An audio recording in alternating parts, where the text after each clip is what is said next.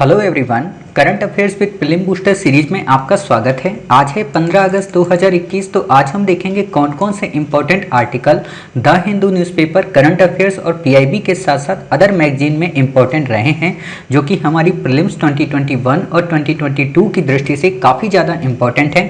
तो चलिए शुरू करते हैं। शुरू करें इससे पहले आप सभी को आज़ादी की 75वीं वर्षगांठ की ढेर सारी शुभकामनाएं।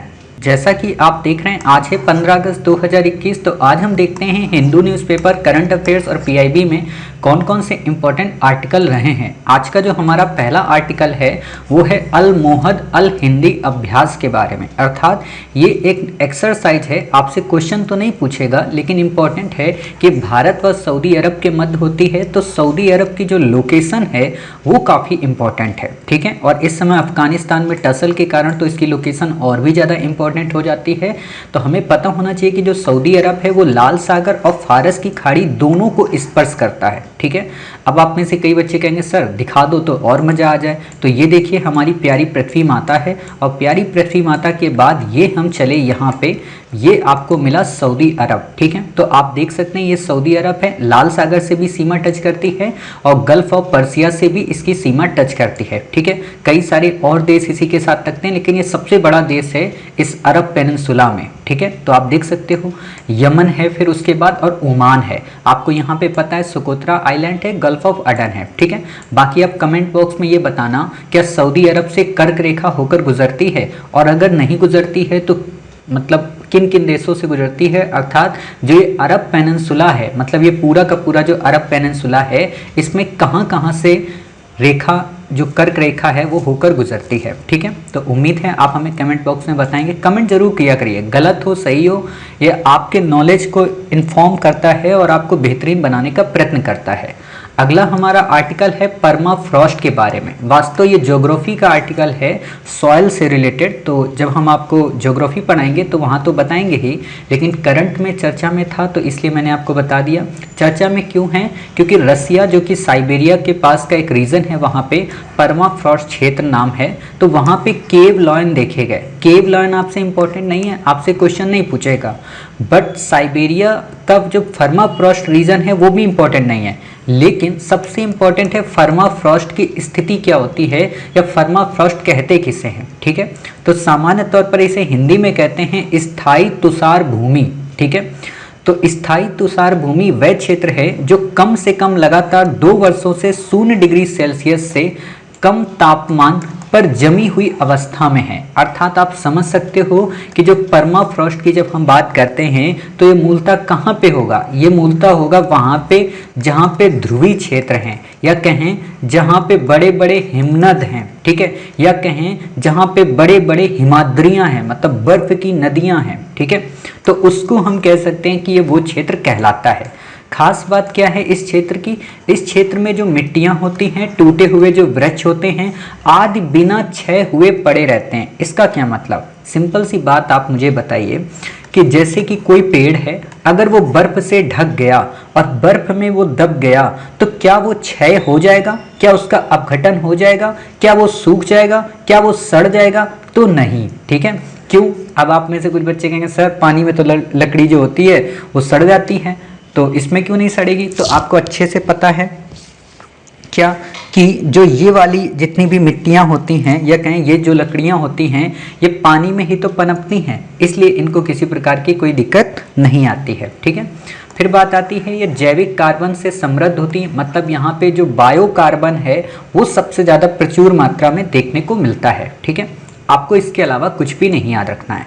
अगला हमारा आर्टिकल है नवरोज के बारे में। नवरोज ये पारसी समुदाय का नव वर्ष है। अर्थात जो पारसी कम्युनिटी है वो सहनसाई कैलेंडर को मानते हैं जिसमें लीप वर्ष नहीं होता, और यही कारण है कि जो इनका नव वर्ष है ये 2 बार मनाया जाता, एक बार ईरानी कैलेंडर से और दूसरी बार सहनसाई कैलेंडर से। अब प्रश्न उठता है कि सहनसाई कैलेंडर को किसने बनाया? आपसे डिटेल में नहीं पूछेगा मैं, लेकिन बता देना चाहता हूँ क्योंकि पारसी कम्युनिटी इस समय चर्चा में है। क्यों चर्चा में है? आप जो वैक्सीन लगवा रहे हैं उसको बनाने वाला ही कोई व्यक्ति पारसी है, उसको ढोने वाला ही कोई पारसी है, देश में अलग अलग फ्रीजर उपलब्ध कराने वाला भी कोई पारसी है, ठीक है, जितना उसका रॉ मटेरियल होता है उसको भी अवेलेबल कराने वाला व्यक्ति ही पारसी है, देश की संसद बनाने वाला नई पारसी है, ठीक है, तो इसलिए इंपॉर्टेंट हो जाता है, ठीक। तो राजा जमशेद को शहंशाही कैलेंडर बनाने का श्रेय दिया जाता है, ठीक है।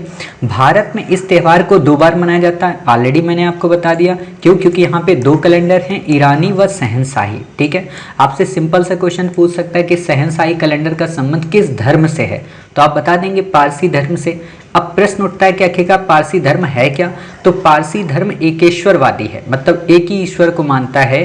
3500 एडी के समथिंग कहा यह जाता है कि पैगंबर जरथुस्त्र के द्वारा ईरान में इस धर्म की शुरुआत हुई। एडी में बोल रहा हूँ, ठीक है, एडी का मतलब हो गया, अभी ये हमारा 2000 चल रहा है, 2000 के बाद 1500 और पीछे चले जाओ, यानी कि लगभग ऋग्वैदिक टाइम पीरियड के लोग मानते हैं, ठीक है, तो वही है, लेकिन इसकी कोई डेट फिक्स नहीं है। कुछ लोग ये कहते हैं कि ये 650 BC से लेके 700 एडी के मध्य में पनपा। 700 एडी वो कौन सा पीरियड है, जब इस्लाम का उदय हुआ, तो इस्लाम के पहले तक जो ये पारसी धर्म था ये फारस में या कहें ईरान में अपनी प्रभुता को इस्टेब्लिश किए हुए था, और ये उस समय वर्ल्ड के सबसे इंपॉर्टेंट रिलीजन में से एक था। जैसे हम लोग पढ़ते हो ना हिंदू धर्म, ठीक है, तो बिल्कुल वैसा ही इस धर्म के बारे में कहा जाता है, समझ गए। तो इसकी डेटलाइन कोई नहीं है, तो आपसे डेटलाइन नहीं पूछेगा कि 3500 एडी था, और वैसे भी हम लोग क्या कहते हैं, पारसी इतने ज़्यादा इंडिया में तो है नहीं, ठीक है, अल्पसंख्यक समुदाय के अंतर्गत आते हैं, ठीक।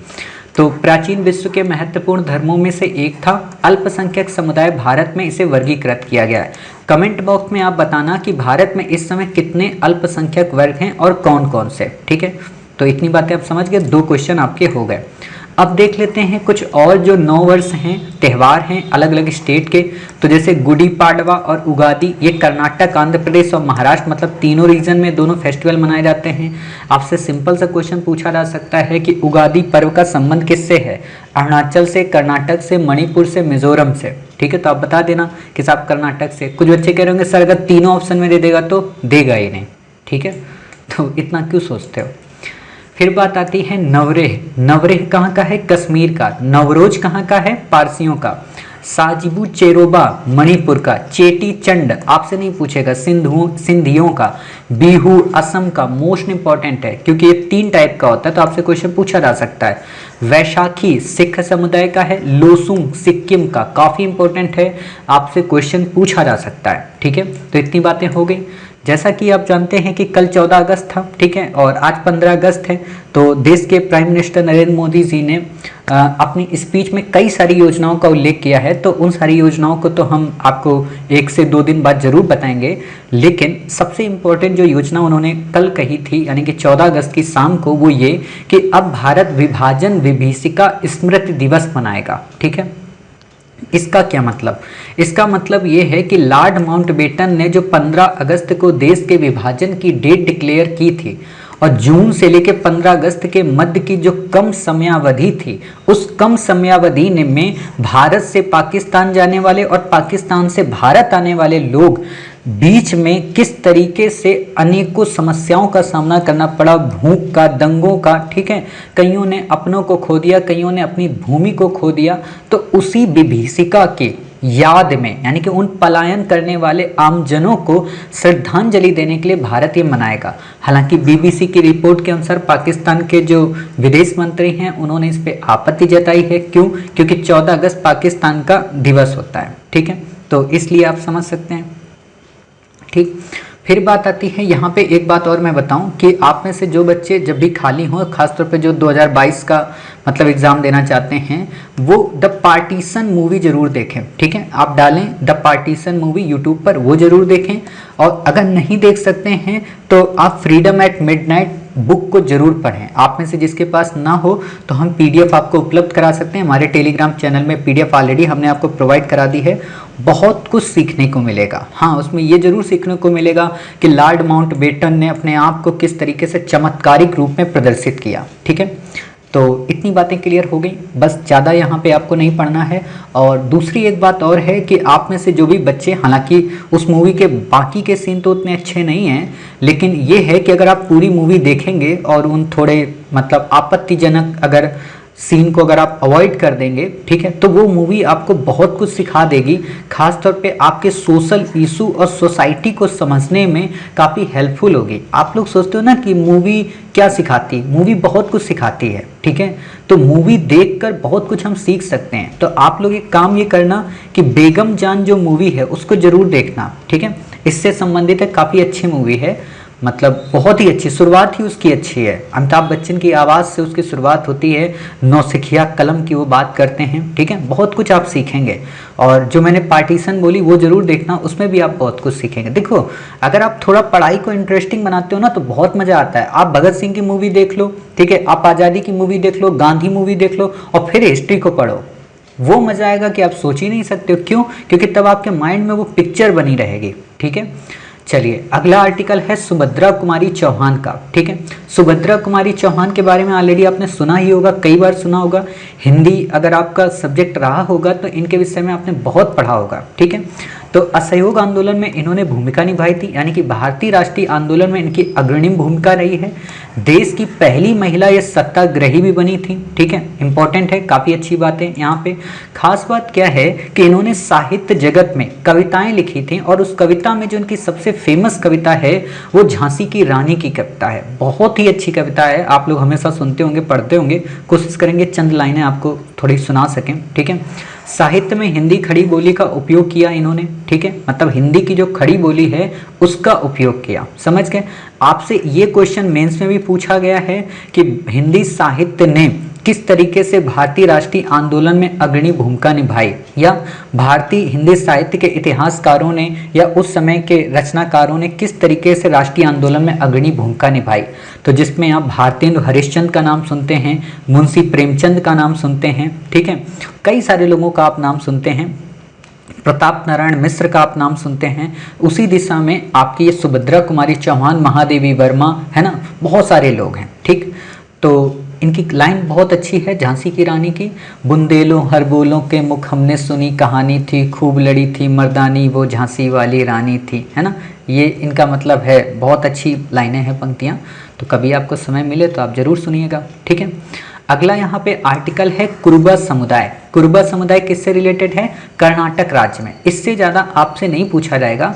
वास्तव में चर्चा में क्यों आया है कि वहाँ की एक मतलब महिला हैं, उनको खास तौर पे जो कित्तूर साम्राज्य हुआ करता था उस समय, जो चेन्नम्मा जिसकी मतलब महारानी होती थी, तो वहाँ से रिलेटेड हैं ये महिला, तो इसलिए उनके संदर्भ में जयंती मनाई जा रही है। अगर आप कर्नाटक पीसीएस देते तो मैं ज़रूर आपको डिटेल में बताता, लेकिन मैं आपको यूपीएससी पढ़ाता हूँ, तो यूपीएससी के लेवल से केवल और केवल यही प्रश्न पूछा जाएगा कि कुरुबा समुदाय का संबंध किससे है, तो कर्नाटक राज्य में, ठीक है। अगला आर्टिकल है हुनर हाट। हुनर हाट का मतलब क्या हुआ? हाट का मतलब होता है बाजार, हुनर का मतलब स्किल, अर्थात ये किससे रिलेटेड है? अल्पसंख्यक समुदाय के जो कारीगर हैं, ठीक है, उनके द्वारा बनाए गए जो भी हस्तशिल्प या कहें कि हैंडलूम्स हैं, या जो उनके पारंपरिक उत्पाद हैं, उनकी एक प्रदर्शनी आयोजित करना। जैसे आपने देखा होगा कि कई सारे अल्पसंख्यक कम्युनिटी हैं, जैसे हमारे यहाँ ये एक कम्युनिटी है, ठीक है ना, तो वो क्या करते हैं, बड़े अच्छे अच्छे जूते बनाते हैं, और वो जूते काफ़ी अच्छे होते हैं, फेमस मतलब जूते, ठीक है, वर्ल्ड लेवल पे वो पूरे जूते सप्लाई होते हैं, ठीक है। तो वही चीज़ है कि अपने देश में, हमारे यहाँ का मतलब ये मत समझना मेरे घर में है, हमारे यहाँ का मतलब है हमारे देश में, ठीक है। तो उन्हीं के बारे में यहाँ पे बात की जाती है, ठीक है। तो आप समझ के, अगर आपसे सामान्य सा क्वेश्चन पूछे कि हुनर हाट का संबंध किससे है, तो आप बता देंगे। अब यहाँ पे आपको क्वेश्चन घुमा सकता है कि हुनर हाट जो ये है, ये मिनिस्ट्री स्किल के अंतर्गत आती है, तो बिल्कुल भी नहीं, अल्पसंख्यक मंत्रालयों के अंतर्गत आती है, ठीक है। उस्ताद का संबंध भी इसी से है। एक योजना और है जो अल्पसंख्यक समुदाय से रिलेटेड है, जिसका नाम है उस्ताद। उस्ताद आप हमेशा सुनते होगे ना, ए उस्ताद जरा रिंच देना, ए उस्ताद जरा वो इंस्ट्रूमेंट देना, अरे उस्ताद जरा ये गाड़ी का बोनट खोलना, होता है ना। उस्ताद का मतलब क्या होता है? मास्टर, मतलब मैं जैसे मास्टर आपको पढ़ाता हूँ, है ना, तो वैसा उस्ताद, उसको बोलते हैं शब्द में उस्ताद, ठीक है। तो इस तरीके से आप समझ गए उस्ताद का क्या मतलब है। इसमें क्या होता है, इसमें जो भी अल्पसंख्यक कम्युनिटी है वो जो कारीगर जो भी कुछ भी नहीं जानते उनको स्किल प्रोवाइड कराई जाती है, मतलब उनको स्किलफुल बनाया जाता है ताकि वो अपने हस्तशिल्प और पारंपरिक उत्पादों को अच्छे से क्रिएट कर सकें, ताकि हुनर हाट में वो बेच सकें। ठीक है, बस यानी कि उस्ताद इसी से संबद्ध है। ठीक है, तो इतनी बातें क्लियर हो गई। बाकी आज की इतनी ही इंपॉर्टेंट घटनाएं थी। आप जानते हैं आज 15 अगस्त है तो ज़्यादा घटनाएं इंपॉर्टेंट आई नहीं हैं। बाकी प्राइम मिनिस्टर जी की जो स्पीच है उससे रिलेटेड जो भी बातें हैं वो हम 1 से 2 दिन में ज़रूर डिस्कस करेंगे। ठीक है, तो मिलते हैं अपने नेक्स्ट डे 16 अगस्त में कुछ इंपॉर्टेंट घटनाओं के साथ। जाते जाते आप सभी को फिर से आज़ादी की 75वीं वर्षगांठ की ढेर सारी शुभकामनाएं। जय हिंद, जय भारत, वंदे मातरम, भारत माता की जय।